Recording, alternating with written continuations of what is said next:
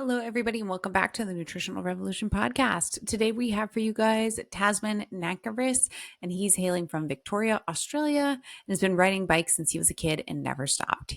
He's the youngest in a family of 6, and he got into the sport by way of his older brothers, always wanting to keep up and never miss out on the fun. As a multidisciplinary cyclist with international experience representing his country, as well as national champion and UCI Continental team member, Tasman balances his cycling aspirations with working as an exercise physiologist and cycling coach, helping others achieve their goals with the prescription of exercise and education. Today's episode was awesome. Tasman's super knowledgeable and dialed in his racing. We did have a little bit of audio issues in the episode, but we're still putting it out because I think you can make gist of what he's trying to say. Enjoy the episode, you guys.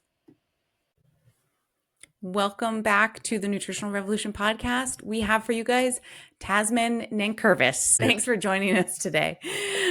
You're zooming in or hopping on the video here from, you said Victoria, Australia? Yeah, that's correct. It's a regional town called Bendigo, right in the centre of Victoria, which is one of the southern states in Australia. It's a Amazing. bit of a cycling hub, this kind of area. So we're going to jump right in, as our listeners know, to your 2 truths and a lie. Feel free to try and stump me. The truth and a lie, I'm the youngest of 6 siblings.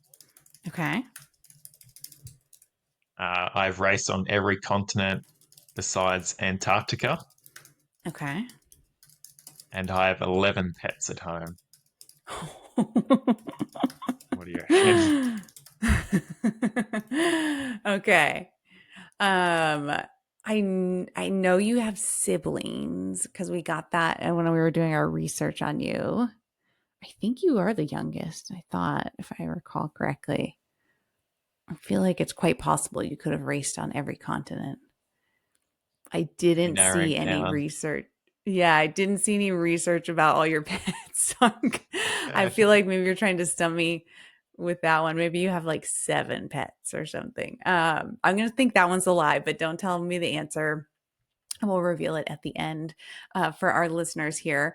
But we're going to start diving into all things biking, bike racing, and nutrition. You have had a strong run in the Australian gravel scene. And how has that evolved for you from a nutrition lens? Maybe take us back a ways. What was your nutrition like when you first started getting on the bike? And then how has it evolved to today where you're getting these kind of podium placements in the races that you're competing in? Yeah, it's changed dramatically. I mean, Yeah. I first started, I was just young enough to be in the era of barely any carb, 30 grams of Mm. carbs during training, one muesli bar an hour on water. They were my idols were all doing that. And that's Yep. only really, your 2010s kind of thing. It's not that long ago. Mm-hmm. It was more how far could you ride off how little in some ways, and Mm. it's Mm-hmm. terrible, terrible way to fuel as we know now.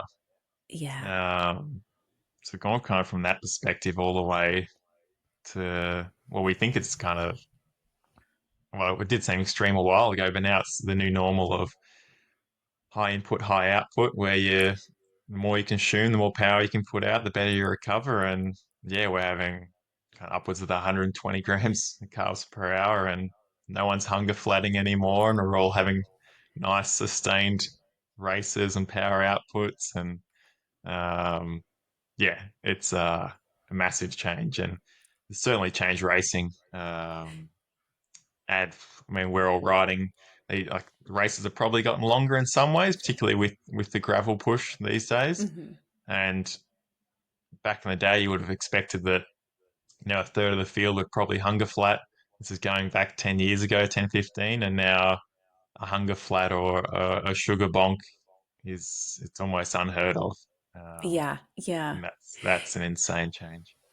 Did you notice those things when you started adding more fuel on board, like the better recovery or higher power output or ability to push longer or harder for longer? Yeah, certainly all those factors. Yeah, whole kit and caboodle, and if you can train better on it because you are fueling better, then you'll get better adaptations. So not only is the quality of training improving, after you come back, you're not hunger flat or your cells have still got energy in them, which means Mm-hmm. that when it comes to replenishing and, your protein synthesis and all those kind of things kick in a lot easier with a recovery phase. And Yeah. um, yeah, it's back in the day, if you hunger flattered, you'd be wrecked for the afternoon. Yeah. Like, Yeah. and that doesn't happen now. And then Yeah. just adding that day on day, week on month of Mm-hmm. better fueling really does add up and increase the performance. Yeah. Was there a fear at all for you out of curiosity with d- I the whole power to weight ratio situation? Was there ever a fear of like I'm going to get heavier or did you get heavier and I'm always curious about that. Sometimes we see athletes gain a little bit of weight but they get stronger and their power to weight ratio follows or improves with that. Did you struggle with any of that? No, not really. Yeah, even with the higher carb input, or to be honest, like you know, I sometimes I'm shocked myself how much food I ate during the day and things like that, and Yeah. I've not seen any weight change whatsoever. I think the body's more happy that it's more, Yes. we're in a high energy yielding sport, and if Mhm. we are meeting its requirements or a little bit of surplus every now and then, it's better for the body, and I think it actually maintains a healthier weight. Yeah. Um, and yeah, I think there's just less fluctuation. I'm pretty much Mhm. the same weight all year round, and I think it's a far more sustainable, healthy weight. Yeah. Never really had any concern about putting on weight. If I put on weight and my Nice. power stayed high, then that's a good thing. And I think this current generation's really lucky to have that. They Mm. don't have, back in the day there was a really toxic power to weight Yeah. presence in our sport, and now it's, we know that as long as your power keeps going up, then it really Mhm. doesn't. Um, I think we see that in even like the highest levels of the sport now. You see guys like Wout Mm. van Aert who can absolute trucks that can climb quite well because they've just got Yeah. power. Yeah. Be positive for the sport. So no, I was never concerned, Yeah. particularly about putting on weight. That's great. I've just already talking to you for like the 15 minutes we've been talking. I already know I'm gonna learn a bunch of cool Australian lingo. I'm already picking up from you. If needed. No, I love it so much. I know exactly what you're trying to say. Yeah. It's great. Okay, so for our listeners, do you want to share with them kind of the types of cycling you do or that you've been exposed to over the years? Yes, I've dabbled in kind of a little bit of everything. Um, Currently, I'm very much gravel and mountain bike focused. Mm-hmm. So this gravel's kind of long distance, typically races, 100 to 200 kilometers, and then a lot of mountain bikes as well. So your Mm-hmm. marathon mountain bikes, your cross country mountain bikes, that's kind of like 1 hour and a half racing, Yeah. to your marathons, which can be kind of that 4.5 hour mark of mountain Mm-hmm. biking. But then this season, I've just finished kind of the cyclocross season as well here in Oz. They're all 1 hour races. I still do the odd short course race, which is 20 minutes long. Mm-hmm. I used to do a fair bit of road in the past, not so much anymore. Yeah. I've kind of raced to the continental level on the road. I've done a lot of tours and things like that, 7-day tours. Wow. Um, yeah, even as a kid, though, I even raced limited BMX downhill, kind of dabbled in almost every Yeah. discipline of the sport now. And that's what I like doing most. I like keeping it mixed and changing it up. Yeah. That's Um, great.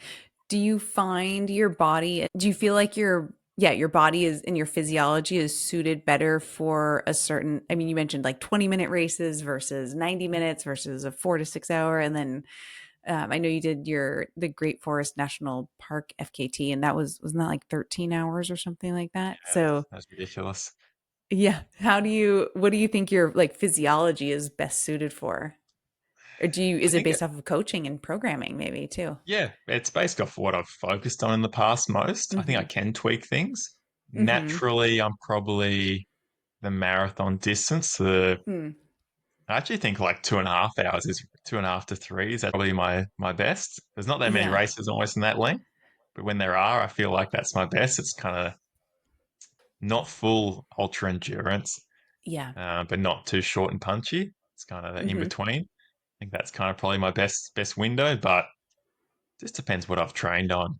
In the Mm. past, I've focused heavily on the road, and that's allowed me to be really good in the long distance mountain bike and gravel Mm-hmm. races. Growing up, it was all about cross country mountain biking, which was an hour and a half long. And at that stage, I was really punchy, good at criteriums, good at those shorter races. But Yeah. I'd say naturally the longer distance, probably 2 to 4 hour mark.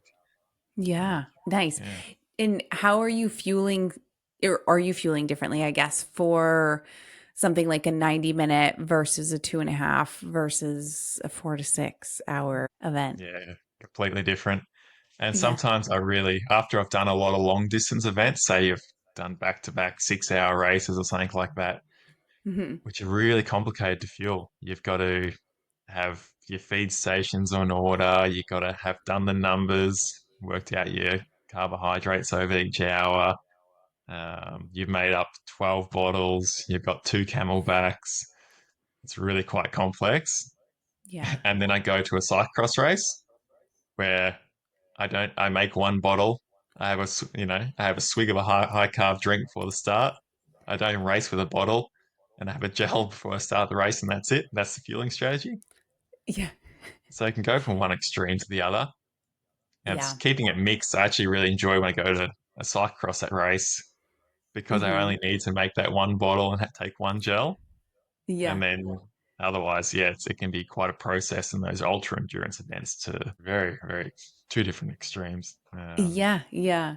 So diving into the Great Forest National Park FKT, do you want to share with us what sparked you wanting to do that, and share with our listeners, what about that FKT? Where is it? How long is it? What's the terrain like? It's a 270-kilometer FKT, Mm. and it's across a major state forest, which is very remote.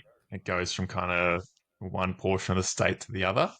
It's all native forest, and it's very hilly, very remote. Some sections, I'd have to ride 2 hours one direction, probably get to a town Wow. or any population. So it's very remote. And there was 6,500 meters climbing in that route. Ooh. I had a friend who did it, Mitch Docker, about 12 months before I attempted it. And he kind of said it was, one of the most extreme or rides he's ever done. And I've done sections of that forest, and I knew how pretty it was and how remote, and it kind of drew me just to the thrill of connecting that whole forest together Hmm. and seeing it in one day, Wow. and then also seeing if I could physically get through such a hard day like that. It's nearly an Everest Mm. across 270 kilometers. Yeah, so just the fact that could I do it was probably the thrill of the challenge, and um, in the end, I got a good team around me to help support as well. Hmm. And my fiance and her parents, and my brother, and it's kind of a big day out for everyone to see if we could do Oh, it. Yeah, that's the great. thrill of the challenge, I guess. Did you have any pacers with you while you're going, or? Nah, no paces. Okay. And even probably for at least half of it, I didn't have anyone around me. We had someone, Philip Sage, shooting the FKT, but some of it was almost too technical to get in, even on a Yeah. motorbike. So Hmm. I was kind of solo for a good half of it. Wow. And there's And only one food station as well, one place to stop for food along the way. So I okay. had to bring all my Yeah. snacks with me. Okay. So is it technically a supported FKT? Unsupported. So Unsupported. Okay. there was a township I stopped at. I just went to the service station there and got my food. Nice. Oh, Yeah. wow. So how much water did you have to start with on your body or on your bike? I started with 3 liters and pretty Wow. much topped up that again at the midway point. Yeah. But yeah, I was carrying a lot of nutrition. Yeah, you have to. We'll link for the listeners. There's a great was it a blog? I know there was either an article or a blog that we read where it like breaks down a lot of your FKT that day, even nutrition and all of that stuff, which I thought was really cool. And they had noted that you consumed 1,206 grams of carbohydrates throughout the FKT. Yeah, yeah, it was a lot. And Yeah. like a lot of that was through like a high carb mix. I use Scratch. They have a super high carb mix. Mm-hmm. I got I was running quite a high concentrate in my drink bottles there, but then also Nice. eating a lot of lollies, bars. I even had some like saltier sandwiches, Mm-hmm. some Vegemite sandwiches, that kind of thing. Um, because it was so remote, I wanted to have everything on me that I could want appetite wise. Yeah. So I could kind of just eat what I felt like with that little bit of Mm-hmm. intuition.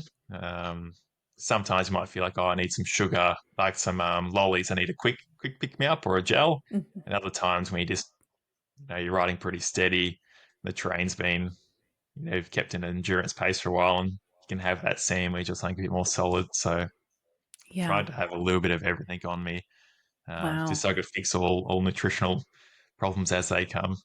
And Yeah. lo and behold, I didn't have a single feeling of hunger flatting or bonking. Could Nice. ride steady the whole way. And it's probably what surprised me the most about that. You can do the fact that the human body can go 13 hours. And I pretty much rode between endurance and tempo the whole time, kind Yeah. of 260, 280 watts. So it was kind of, the chain was tight for the whole day. And Yeah. my other concern was I was going to be out in the dark. So I had to try Mm-hmm. and get home before it got too dark. I was in the dark for the last kind of hour and a half of it. Yeah. Um, and just amazed how the body can, as long as you fuel it, it can really keep chugging along. Yeah. Yeah, yeah. And so the math came out to, I think it was like 96.5 grams of carbs per hour, is what you were able to be consistent with throughout that FKT. You said no bonking, but was there ever any flavor fatigue or nausea or stomach issues or anything like that? Thing.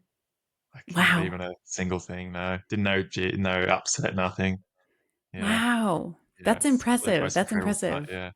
Yeah. Yeah. Even surprised. Man, that's probably like one of your concerns going in is, oh, Yeah. yeah, what if your stomach shuts down? But Yeah. I think doing it long enough now, the intuition's good and the stomach's well trained. Yeah, certainly. Were you doing like intentional gut training sessions leading up to this event with specific foods or amounts of foods to try and get your gut prepared? Not really, to be honest. Like I'd use every product I had on me, like every bit of food I'd already eaten Hmm. before in the past. So Hmm. nothing was new on the day. Hmm. And I relied primarily on your simple sugars. And I knew Hmm. that was going to be a safe bet. Only when it was kind of easier on the ride, I'd have my more solid foods. Hmm. And yeah, there was nothing in the end. It was just Wow. That's great. And how did your body feel during like any cramping or issues there? nothing. I think because I could control my pace, Hmm. if it was a race situation where you have to attack, recover, yeah, Yeah. am prone to cramping. But in this scenario, I could just keep it just below that threshold the whole time, and Hmm. virtually no cramping whatsoever. That's great. Wow. And so you shared a little bit about the nutrition you were taking in and then some of the fluids like the scratch high carb mix. Are you doing any electrolytes specifically with that too? With I was just mainly concerned about sodium intake, Hmm. Hmm. um, and scratch is quite a for myself. I'm a pretty salty sweater. I know I need a fair bit Mm. of sodium, so scratch have a pretty high concentrate, even Mm. naturally. Hmm. So I was pretty lucky there. I generally try and have in my drinks about 450 milligrams of sodium, Hmm. um, say per bottle. I actually haven't done a sweat test before.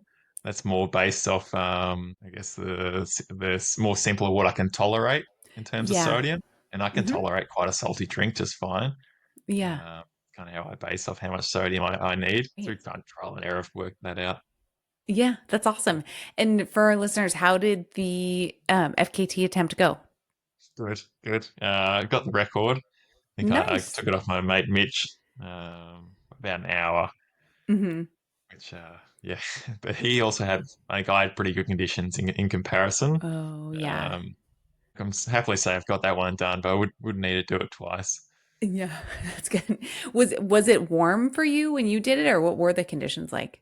No, it was very mild. It was like Mm. uh, just a kind of normal like 15-degree day, which Okay. yeah, 50 degrees or so. Is that roughly? Yeah. Yeah. I'm getting a little bit better at my Celsius to Mm. Fahrenheit conversions. I'm great with milliliters and ounces, but I'm working on my Celsius to Fahrenheit. Um, so moving on from the FKT attempt here, we talked about XCO, marathon, gravel, and road and the different fueling there. What about your hydration? You mentioned obviously with the short track stuff, just a single bottle, but are you trying to bring on more fluids for the longer distance stuff and front loading that at all? Or is it more based off of, again, feel, temperature that day, those kind of factors that you're thinking about when you're planning your hydration strategy? Yeah, I guess it has to be based on the event requirements and the environment on the Hmm. day. Yeah. And what's also possible. Sometimes it can't be perfect because of the Yeah. feed zone constrictions, particularly in the longer races we have. Hmm. Uh, and you also don't want to be also carrying too much hydration or fluid on you in Right. the races, so it can be quite tricky to work out. I Hmm. did the Lifetime Grand Prix in 2023. Hmm. Some of the other American races, they'd been to all these events multiple times. They might have been their fifth, sixth time they'd done these same events. And then Yeah. in the end, I was going to feed zones, going up a camelback, and they're picking up a bottle. Oh, Or I was kind of might been the wrong strategy compared to them. And the end of the race, I'm like, like I should have, I could have not taken as much water there, or yeah. um, so Yeah. uh, All the things looking back. yeah, I have tried preloading, like say having a high concentration of sodium before a race. Oh, I yeah. can't carry that much fluid. Hmm. Like the first feed zone might be a stretch in getting there. Have like a really quite a salty drink. Let's try and maintain some fluid Yeah. uh, for the race. I don't know whether it's directly worked, but it's Yeah. something I have Do you tried. do Or it? high concentrate of carb, even like swishing the mouth, that kind of thing. Yeah, definitely. With the kind of hydration strategy, are you doing that the night before or morning of the race to get some Just extra like hydration? morning of, even right before Hmm. that last Hmm. half an hour, having a really kind of salty drink. Yeah. Uh, Yeah. yeah, I mean, there's definitely research on it. They call it acute hyperhydration. So it's out there. There's tools and tricks to help with that. Yeah, it is an interesting the water carrying thing is such a thing too. I mean, in a lot of the Lifetime Grand Prix stuff, well, initially, right, they would all stop and fill up their water bottles together, and then it was like, well, wait, if I can carry more water and not stop as much, then and then it just became, yeah, a bit of that. So becomes it's a strategy for the race, even in yeah, feed zones, become yeah, a point where you can make or break it. yeah, Yeah, yeah, no yeah. gentleman's It is. agreements anymore. Right. Yeah. Yes. Yeah, it is. It's definitely evolving and yeah, quite a bit. So, okay. So what about caffeine strategy? Do you utilize caffeine when you race? Certainly do.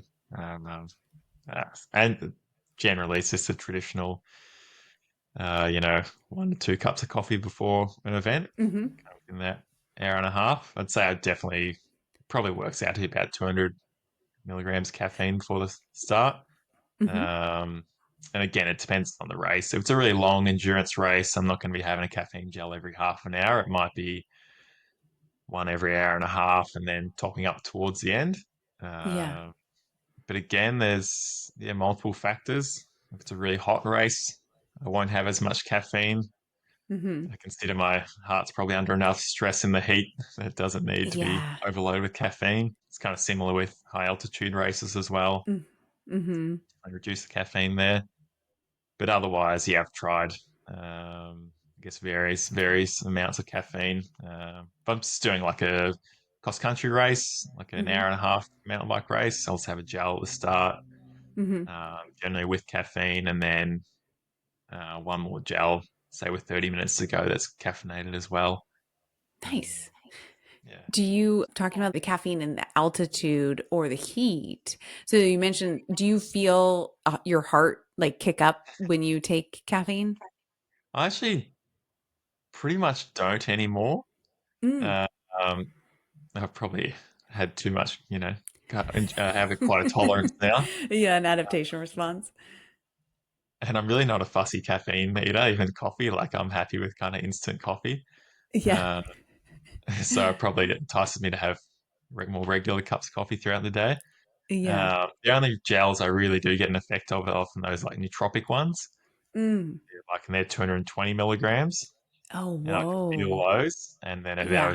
you really have to respect when you use those. You only have, Yes. you have that and that one window, that one race, and that's it. Yes. Um, Wow. don't want Wait, to be what having that. brand is that that has that much caffeine?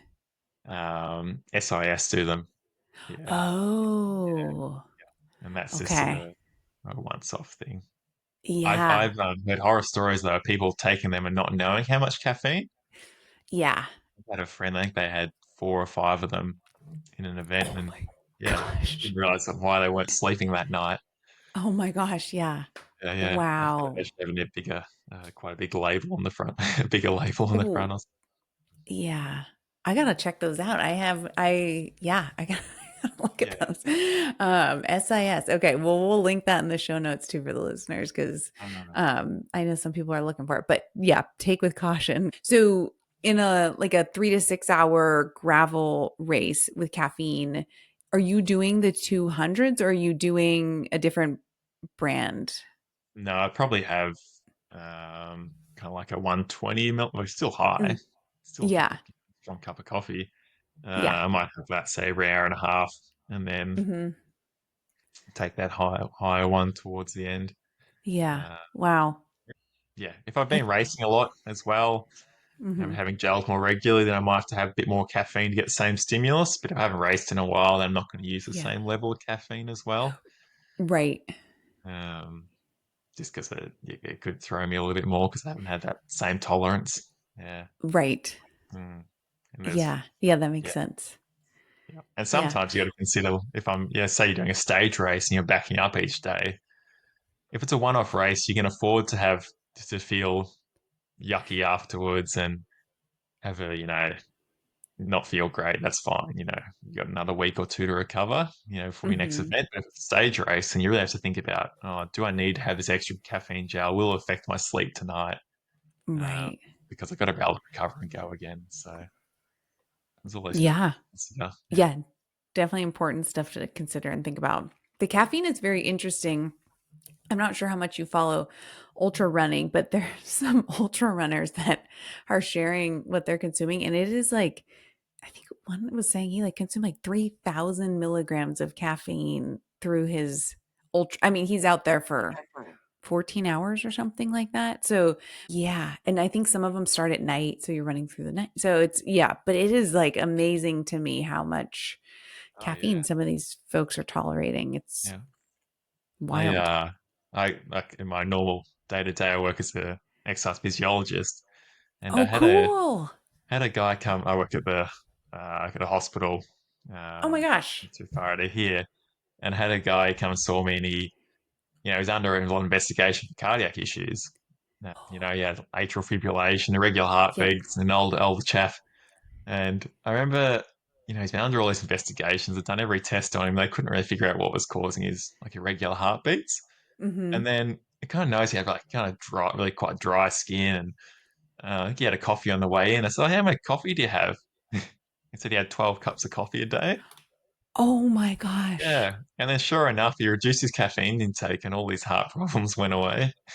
Oh my No more gosh. investigations. Yeah. Yeah. That's, Like that oh was his no. tolerance though. Like he's probably doing that for years. Yes, that's a good. Oh, Sometimes you that's gotta so cool. an extreme sometimes Yeah. Yeah, just because exactly. we can, as name should. S- Yeah, certain every day. That is a lot. I bet he's not sleeping great either. That can't be. No, no, and not Oh much hydration man. in those coffees either. You're not getting much Oh water in no. your body. You just be Yeah. a Oh man. bit of a diuretic, Uh, I imagine. You're yeah. losing a lot of Oh fluid. gosh.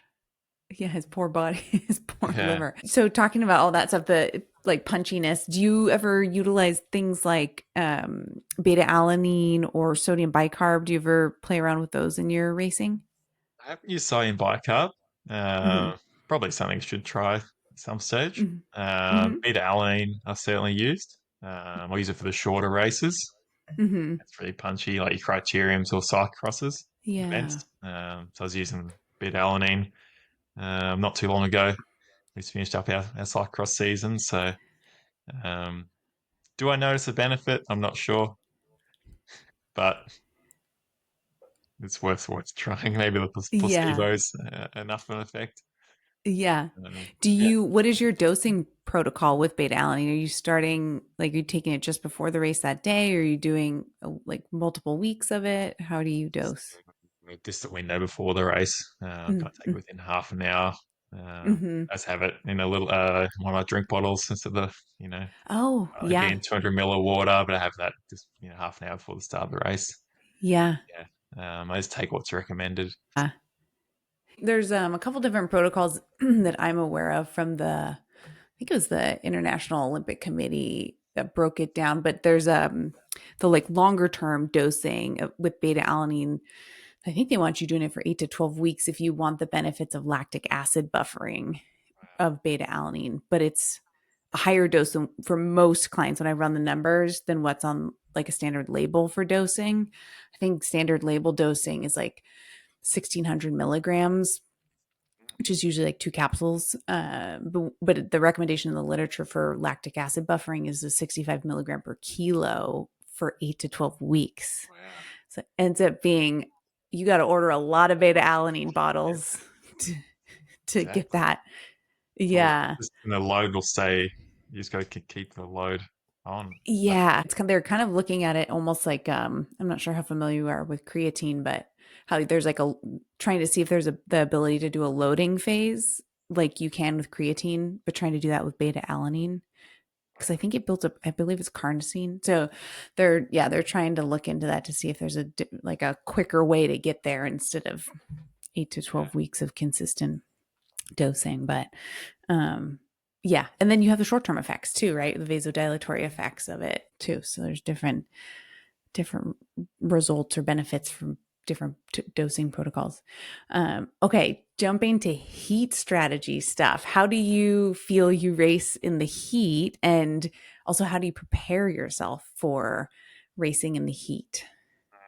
I'm actually not that good in the heat. Not extreme heat. I never Yeah. have really performed well in extremely hot environments. But Hmm. unfortunately, most of our Aussie season, like our biggest Mm. races, are in our summer. So I've Yeah. done many races where it's just horrendously hot, and we're racing in the middle of the day, that kind of thing. But then there's also heat training for Mm-hmm. like blood volume purposes, which is also Yeah. something I've dabbled in. Sometimes when it's just summer and I can ride kind of during Mm-hmm. the day, I feel like I get enough heat adaptation kind of naturally. You might only have to do maybe the odd ergo session, but then when I'm in the middle of winter, say, and I've got a race up in North Australia where it's a lot warmer, Mm. I'll do some ergo sessions in the heat with generally wear like a painter's suit. Yep. I say generally, if I'm not mentally prepared for it, Oh. it's up to me. It's not worth it. Yeah. Like it'll cost me the mental load of doing it might Yeah. outweigh the benefit itself, Yeah. which I'm very conscious of. Um, and for myself, because I pretty much work a normal job now, that Mm-hmm. I'm training either early morning or late evening, and so I'm Yeah. not training in the heat that much as well, often. So Yeah. I do need to sometimes go on the trainer and get a good sweat on. But if I do a really hot event coming up, usually it's like a 2 week protocol I try and do. Mm-hmm. And that'll be at least half an hour, 45 minutes on the trainer in one of those suits. Try and do it Wow. every Yeah. second or third day. Mm-hmm. I think there's pretty good evidence you can get most of your adaptations within under 2 weeks for heat, or most of Yeah. what you can do. What. Mm-hmm. Um, Do you notice a difference in the outcome of active heat training? So on the bike outside in summer, getting natural summer heat exposure versus in your winter doing the paint suit heat exposure. Do you feel like one of them works better for you than the other from an outcome lens? I reckon I notice it more when I've been in winter and then I do the heat. Like I Oh, actually okay. do Interesting. feel like maybe there might be a performance benefit. Yeah. Um, Cool. Whereas in summer, I don't notice it so much. No, Yeah. you're already, It's you're a clutching at small percentages versus you can get some bigger gains in middle of winter. yeah. Yeah. It is very interesting. I hear when I work with athletes, I hear different things just from an anecdotal lens. Like some of them feel like they don't notice any performance benefit from the suit and they feel better when they get the active exposure and vice versa. And I'm very curious why that is. And Some maybe people there's just like going mental to the sauna aspects. as Yeah. well. Yeah. I don't know. I'm not going to drive into the town to go to the sauna and waste my time. Right. Yeah. The time, at Yeah. least I can train and be in a suit and get heat training at the same time. Yeah. Yeah. Do you feel like when you're doing those training sessions in the paint suit at home, getting that heat exposure, do you intentionally lower what you're expecting or trying to target for your power output or your heart rate zones? I generally, yeah, keep it. Just start off with endurance, and then maybe just go Hmm. upper endurance. Generally, no efforts or anything like that. Yeah. Your body's under enough stress as it is, just with Yeah. the heat exposure, and you have to factor in that it might cause a bit more fatigue as well. Right. A lot of people might try and do the same training load whilst in the Hmm. paint suit and things like that. I'll do my same hours and Yeah. lead to burnout pretty quick. So Right. yeah, Yeah. be mindful of Do you, extra fatigue. will you hydrate too when you wear the paint suit or do you intentionally try to avoid taking in fluids? No, definitely. Yes, keep hydration the same. Yeah. A bit more saltier mix as well. Yeah, I have to ask these questions for our listeners' sake because Oh yeah, you don't want to go in there yeah, with no drink bottle. right. Well, Yeah, because so there is like that sauna protocol, and one of the sauna protocols encourages not drinking fluid during the sauna.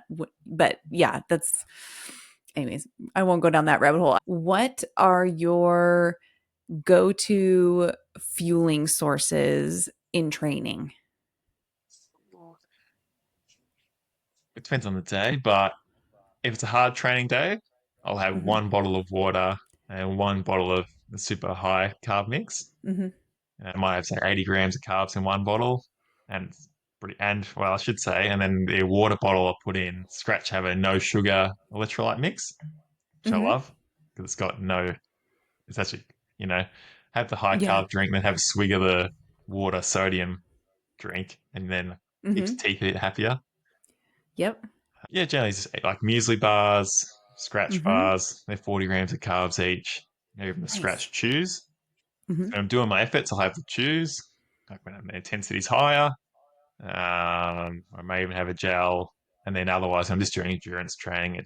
I like to eat solid foods. I much prefer Yeah. having a bar and some real food Nice. than just having So straight it straight. sounds like, yeah, I feel like this is probably why your gut is so good. Oh, Like from your FKT, you're eating solid bars in your training and endurance, right? yeah. And yeah, and then you go to racing and your gut's I like, often wonder with even the likes of like work and things like that.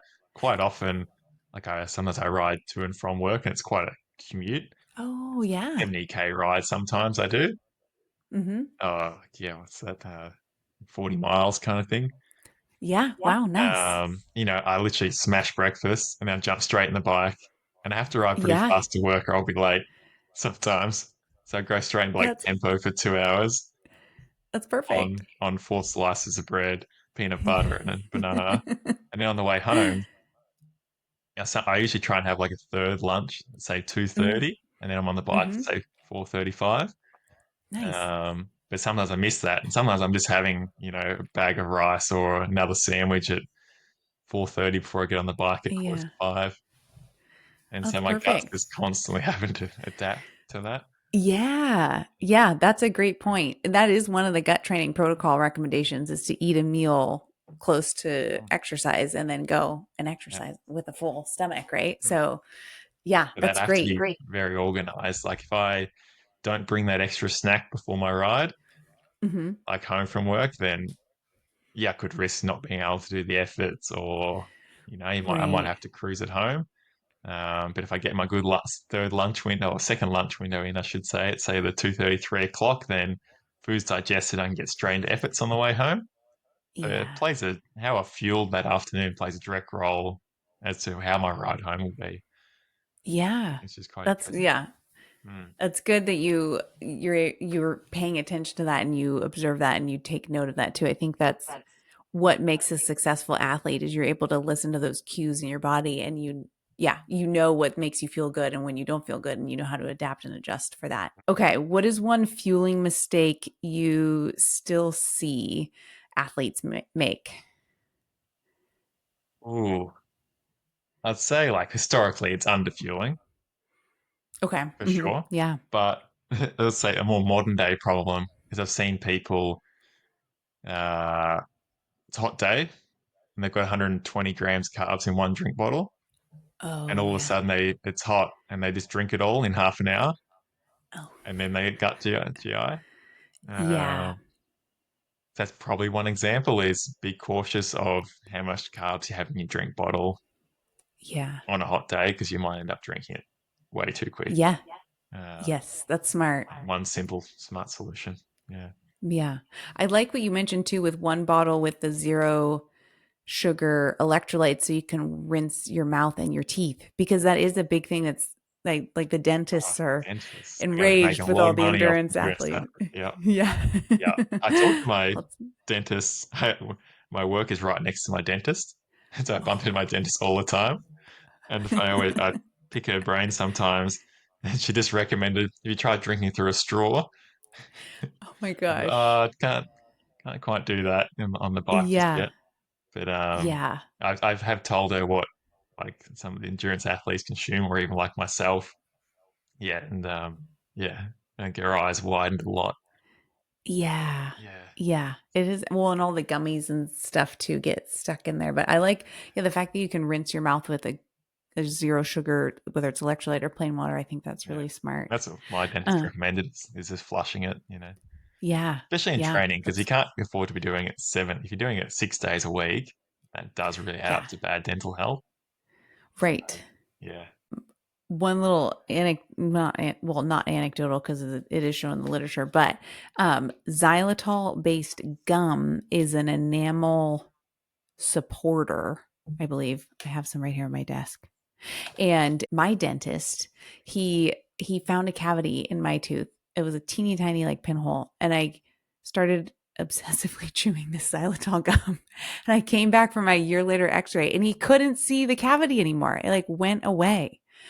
I don't know. I don't know if it's the gum, but I'll share I'll share that Look that up. xylitol is like a obviously you're not going to chew gum on the bike, but outside of training, I don't know, maybe it's just gum too that it's like pulls out the like stuff that's stuck in between your teeth. Maybe when you're chewing it too, it helps like kind of like when you rinse your mouth. Yeah.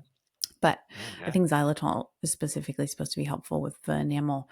Okay, I'm going to jump back to your two truths and a lie. So you said you're the youngest of six. You raced on every continent besides Antarctica, and you have 11 pets at home. I thought the pets one was a lie. Is that accurate? Incorrect. No, you I have have 11 11. pets. Yeah, but one's a dog and 10 a fish. Oh my god. That's not so bad. It's not a circus. It's not a zoo, I should say. Oh, that's Yeah. funny. So they're little That's fish. great. Yeah. That's so cool. What kind of fish are they? The guppies, tropical small fish. Guppies, Yeah. cool. Yeah. That's great. Um, yeah. So which one was the lie? Uh, I haven't raced every continent. I have to race in Okay. South America. And then I've ticked them all off, Okay. besides Antarctica. Nice. All right. Mm. And you are the youngest of six. Yeah. Yeah. Big family. Wow. Yeah. That is. Are they boys and girls or Yeah, there's four boys, two girls.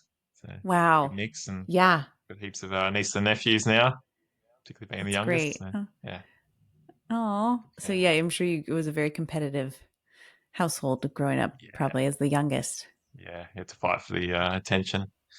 Yeah, yeah.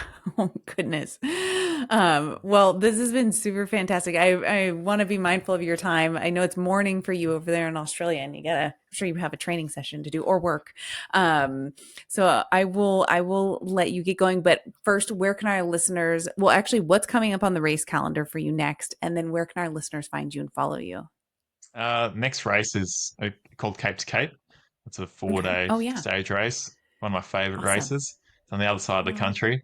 yeah. Yeah, it's a 50K a day mountain bike race, 4 days, really fun. Fun. And then on socials, I'm on Instagram, it's Tasman underscore Nan, Nan, I think. Um, Perfect. yeah. Awesome. Well, we will link that for the show list in the show notes for the listeners so they can follow along. And then good luck at Cape to Cape. And thank you again so much for joining us. Thank you. It's a great chat.